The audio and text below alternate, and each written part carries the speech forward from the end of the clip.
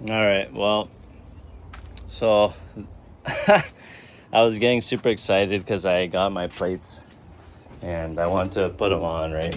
I wasn't gonna put the front one on, but I wanted to clean up the front because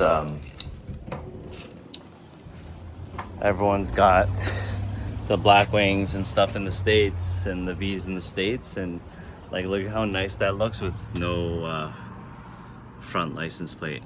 You know what I mean? Like, it really changes the front of the car like a lot, instead of having that ugly black piece here, right?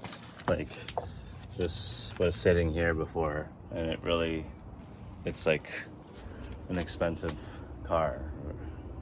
Anyways, besides the point, what cheesed me the most is I had no one okayed that. Like, you know what I mean? Like, why would you drill into the front bumper of the car? Like, that's an expensive bumper, and now I just got holes in the front of it.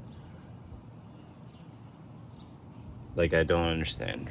Not really sure why that's a thing and who's deciding to do that, but I'd avoid fucking up people's cars for license plates.